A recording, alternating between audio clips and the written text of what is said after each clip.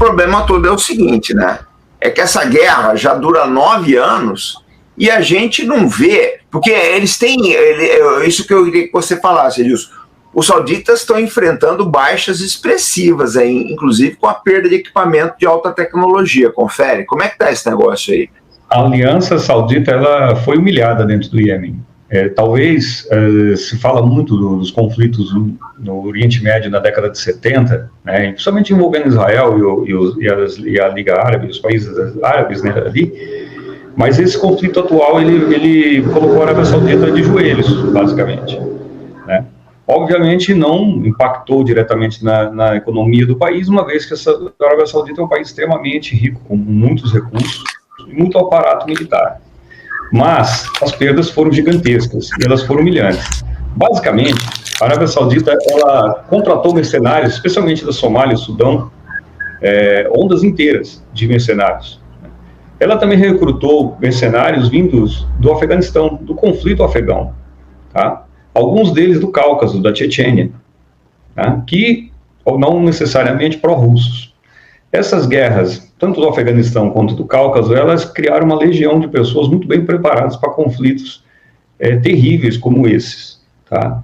Com um preparo de guerrilha muito forte e pessoas que estavam ali, de certa forma, em busca de alguma nova aventura, né? Como o pessoal costuma dizer, porque a guerra do Afeganistão, ela chegou a um tempo em que precisava se ter um nível um pouco mais elevado para certas pessoas, né? Eles queriam se divertir em outros lugares do mundo, né? Obviamente, ironicamente falando aqui. E os sauditas, com seu capital, contrataram muitos grupos mercenários. Eles voltam para o Iêmen e qual que é o resultado disso? Catastrófico. Há um vídeo muito famoso de uma brigada inteira saudita sendo eliminada por grupos rebeldes. Isso aí começou a circular todos os vídeos de YouTube e outros canais que estavam aí, na altura o Telegram também começou a divulgar muitas das baixas sauditas sendo em números gigantescos. Esse evento da brigada houve a captura de um general de brigada saudita, comandando essa operação. Dezenas de carros de combate destruídos, né, pelas operações com a TGM, grupos irregulares e iemitas, preparados para o conflito. Eles trouxeram muitas baixas para o exército. Vou pedir para o comandante, se ele puder expor aqui apenas uma imagem que é sobre as perdas aéreas, só para vocês terem uma ideia das perdas aéreas da coalizão. Se tiver como compartilhar, comandante. Aquela que você me mandou? Isto. Tá, só um minutinho. Esta informação é muito curiosa. Eu desafio alguém a começar a buscar agora e procurar entender por que esse tipo de coisa não está na mídia. Porque esses dados, essas informações, vocês só vão conseguir reconstruir esse infográfico que está aí, se vocês pegarem pelas datas dos acontecimentos e vão ver que houve um abate, houve uma queda de uma aeronave, isso, aquilo, mas a contabilidade final você dificilmente vai encontrar em algum site que faça. Eu falo sempre que os sauditas sempre trabalharam muito bem com a mídia.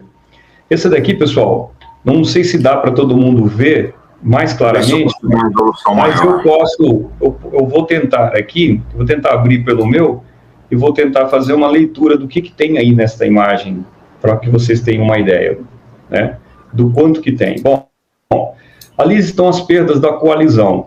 Os Estados Unidos, eles chegaram a perder 4 MQ-9 Reaper nesse espaço aéreo, 2 MQ-1 Predator, um Osprey, que eu falei lá no começo, um Black Hawk. Só um minutinho, peraí que eu vou acertar uma melhor aqui, eu tenho uma melhor aqui para colocar para você.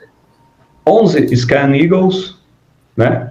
O Marrocos chegou a perder um F-16, os Emirados Árabes Unidos perderam juntos 18 aeronaves, entre eles helicópteros Jet Rangers,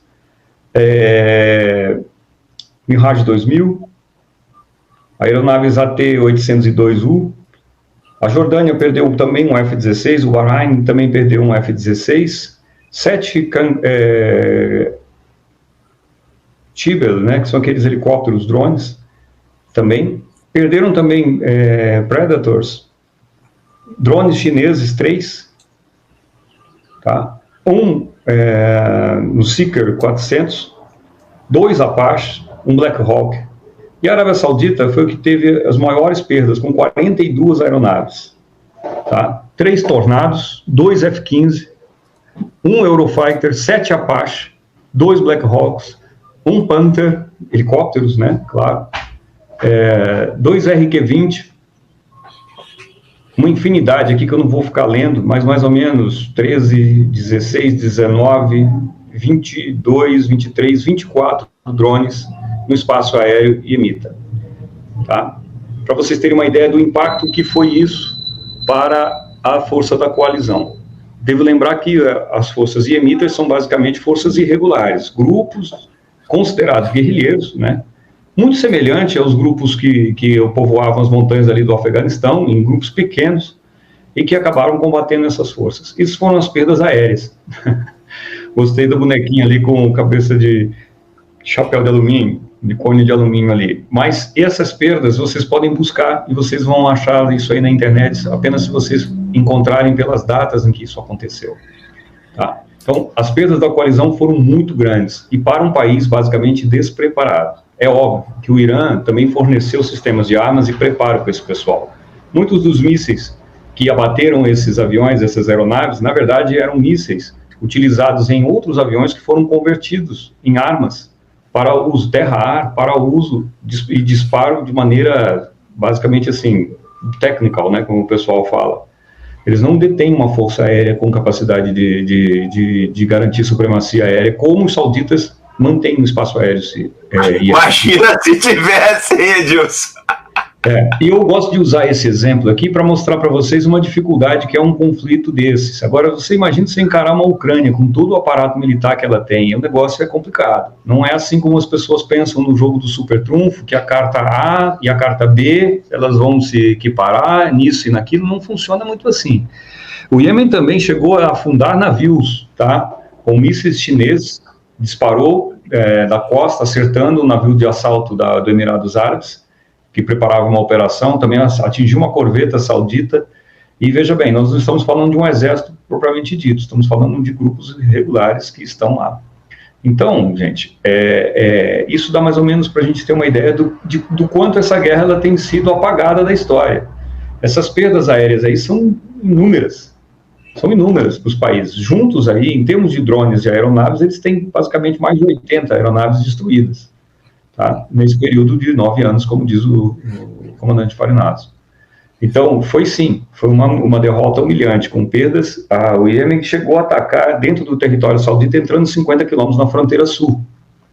As forças dos Houthis, eles chegaram a tomar vilarejos dentro do território saudita. Apesar de todo o aparato militar, saudita está preparado, pronto, treinado para poder coibir isso, né? Então, chama atenção porque, volto a dizer, essa é uma guerra que parece que ela não aconteceu. As pessoas não se dão conta de que isso aconteceu e ainda, de certa forma, está lá no Iêmen. Certo, pessoal?